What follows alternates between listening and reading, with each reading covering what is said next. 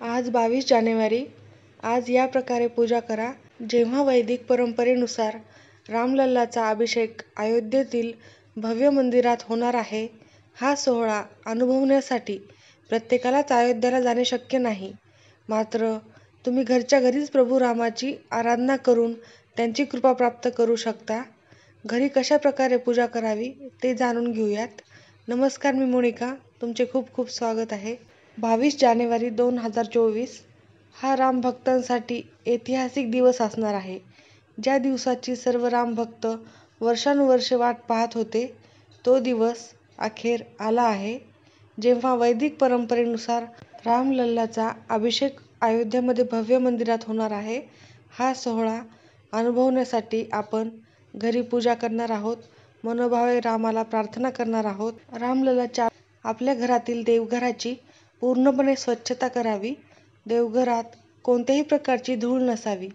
त्यानंतर देवघरात ठेवलेल्या सर्व देवतांचा पाणी आणि पंचामृताने अभिषेक करावा. प्रभू रामचंद्राच्या मूर्तीला किंवा फोटोला पंचामृताने अभिषेक करावा. स्वच्छ कपड्याने पुसावे. उत्तर आणि पूर्व दिशेमधील भाग म्हणजेच ईशान्य कोपरा मानला जातो.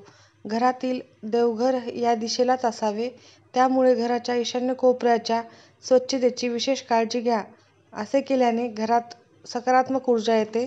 आता आपण बघूयात प्रभू रामचंद्राची पूजा कशी करावी. देवघराची स्वच्छता केल्यानंतर घरातील सर्व सदस्यांनी अंघोळ करून स्वच्छ कपडे परिधान करावेत.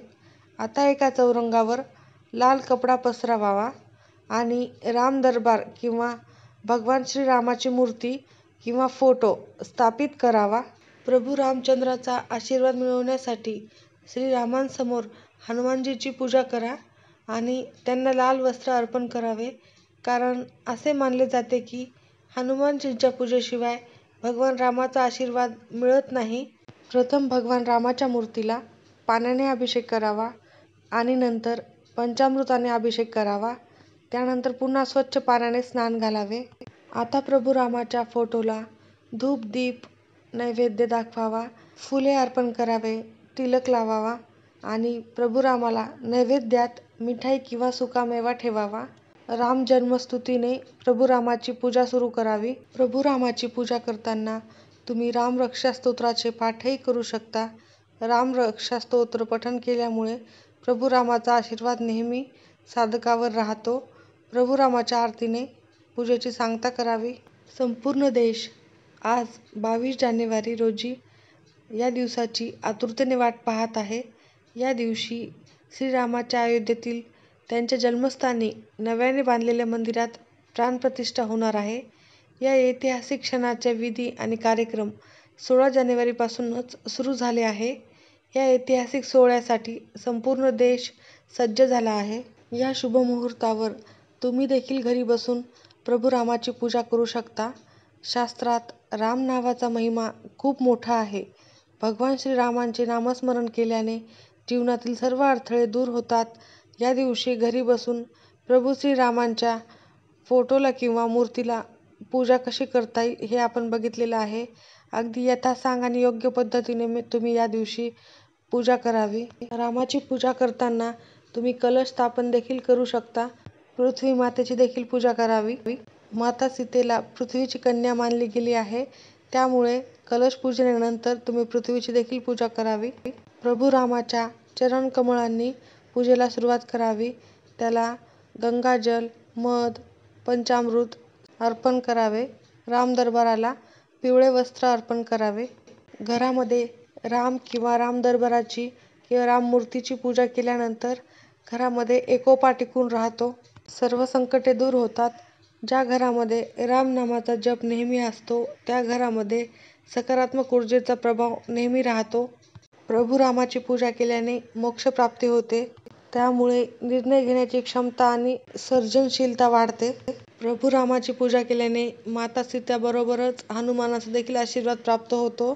यामुळे सर्व संकटे दूर होऊ लागतात व साधकाच्या घरामध्ये सकारात्मक ऊर्जेचा प्रभाव नेहमी राहतो आणि रामाचा आशीर्वाद प्राप्त होतो. 22 जानेवारी आजच्या दिवशी आपल्याला घरामध्ये सर्व ठिकाणी दिवाळीसारखे सजवायचे आहे. सर्व ठिकाणी दीप लावायचे आहे. घराच्या उंबरठ्यावर दिवे लावायचे आहेत. त्याचबरोबर पूजा करताना तिथे देखील आपल्याला दीप प्रज्वलित करायचे आहेत. अगदी सगळीकडेच दिवाळी उत्सव असतो त्याप्रमाणे आपल्याला आजचा दिवस साजरा करायचा आहे. राम मंदिराचा प्राणप्रतिष्ठा उत्सव साजरा करण्यासाठी घरातील देवघरात दिवसभर किमान रात्री 12 वाजेपर्यंत दिवा लावावा. मुख्य प्रवेशद्वाराच्या दोन्ही बाजूला दिवे लावून पूजा करावी. मुख्य दरवाजाच्या दोन्ही बाजूला तांदळाचे छोटे ढीग ठेवा आणि त्यावर दिवे लावा. असे केल्याने तुमच्या घरामध्ये सुख-समृद्धी येते. आपल्याला 22 जानेवारीच्या दिवशी या 7 गोष्टी अवश्य करायच्या आहेत.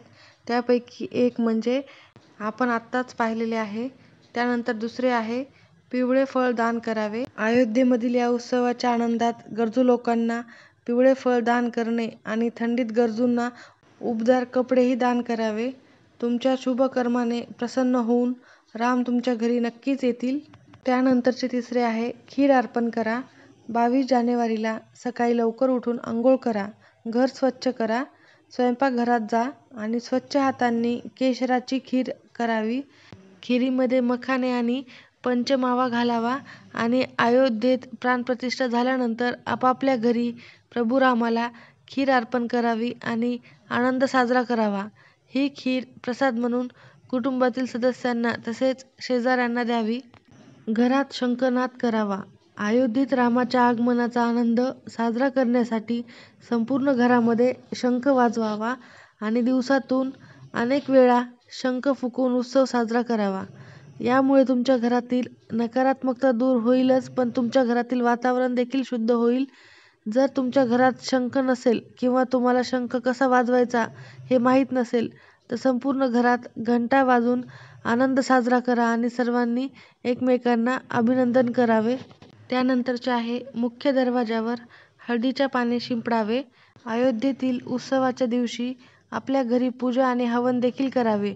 पूजा पूर्ण झाल्यानंतर घराच्या मुख्य प्रवेशद्वारावर हळदीचे पाने शिंपडावे आणि त्यासोबतच रामरक्षा स्तोत्राचे पठण करावे.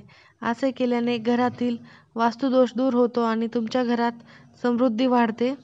आजच्या दिवशी घरामध्ये कापूर आणि उदबत्तीचा धूर करावा.